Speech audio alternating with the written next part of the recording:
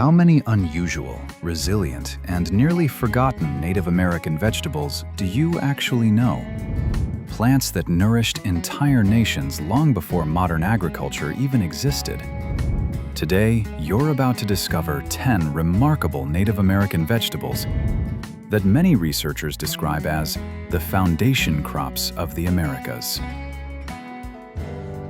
Maize was far more than a simple crop. It was the heartbeat of agriculture across the Americas, cultivated from wild grass into a staple food over thousands of years. Unlike the uniform sweet corn found in supermarkets today, indigenous varieties dazzled with jewel-like colors of deep blue, crimson, and obsidian black.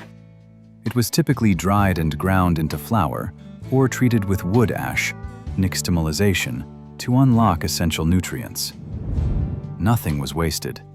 Even the tough husks were skillfully woven into durable mats, baskets, and ceremonial dolls. Its flavor was robust and earthy, tasting of toasted grain and comforting starch, serving as the essential daily bread for millions. Despite its confusing name, Jerusalem Artichoke is native to North America and is actually a species of sunflower, not an artichoke. Indigenous tribes famously cultivated these knobby tubers for their reliability. They could be left in the frozen ground through winter and harvested when other food sources ran out. They were eaten raw, boiled, or baked in earth ovens. The texture is distinct, crisp like a water chestnut when raw, and soft like a potato when cooked. The flavor is uniquely nutty and sweet, often described as a cross between an artichoke heart and a sunflower seed. Beans were the ultimate survival food, providing the critical protein needed to sustain active communities. Indigenous farmers mastered the art of selection, breeding hundreds of distinct heirloom varieties, from the spotted Appaloosa to the dark midnight black, each adapted to specific microclimates. A popular preservation method involved threading whole pods onto strings and hanging them to dry into leather breeches, which could be rehydrated months later. When slow cooked in winter stews, they transformed into a creamy, savory comfort food. Their flavor is rich and hearty, offering a deep, meaty satisfaction that complemented the lighter tastes of wild greens and grains. The sunflower was one of the first plants ever domesticated in the Americas, prized long before corn arrived in the eastern woodlands. Every part of the plant was utilized. The seeds were pounded into meal or boiled to extract valuable oil. The stalks provided building material, and the hulls yielded purple and black dyes for textiles. Warriors and travelers often carried energy balls, made of ground sunflower seeds and maple syrup. The flavor of the seeds is intensely nutty and oily, offering a rich, savory crunch that provided essential fats in a diet generally low in oil. Emerging from the thawing earth in early spring, wild onions, often called ramps, were celebrated as a spring tonic by tribes in the eastern woodlands. After a long winter of dried foods, these greens provided essential vitamins and helped cleanse the blood.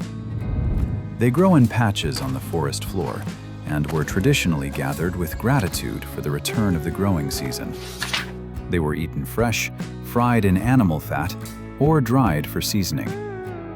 Their flavor is potent and pungent, hitting the palate with a sharp, spicy kick that sits somewhere between strong garlic and sweet scallions. Domesticated thousands of years ago in Mexico and Central America, chili peppers were vital to indigenous cuisine and medicine. They were used not only to flavor food, but to preserve it, as their heat deterred pests and bacteria. Beyond the kitchen, chilies were used medicinally to stimulate circulation and clear the sinuses. They were consumed fresh, roasted, or dried and ground into powders. The flavor profile is complex, ranging from fresh and grassy to smoky and fruit-forward. all underpinned by the signature capsaicin heat that releases endorphins and warms the body. While the common cucumbers from the Old World, the Americas were home to native creeping cucumbers and small gherkins that grew in the warmer southern regions. These small, watermelon-like fruits were a refreshing source of hydration during the humid summer months. They were often consumed young before their skins became too tough or bitter. In the American South and Mexico, they were pickled or eaten raw for a burst of energy. Their flavor is bright, crisp, and slightly tart, offering a sour lemon crunch that differs from the mild wateriness of a modern garden cucumber. Originating in the Andes and cultivated intensely by the Aztecs, who called it tomatl, this fruit was originally much smaller than the giant beefsteaks we see today, resembling cherry tomatoes. For a long time, Europeans feared them as poisonous, but indigenous cooks understood their value, mixing them with chilies and pumpkin seeds to create rich sauces. They were eaten fresh or dried in the sun to concentrate their flavor. The taste of these heritage varieties was intense, a perfect balance of high acidity, deep sweetness, and a savory umami quality that is often lost in modern commercial tomatoes. While we often associate pumpkins strictly with autumn decor, they were originally a critical year-round staple for Native American tribes. They were prized for their incredible versatility and long shelf life.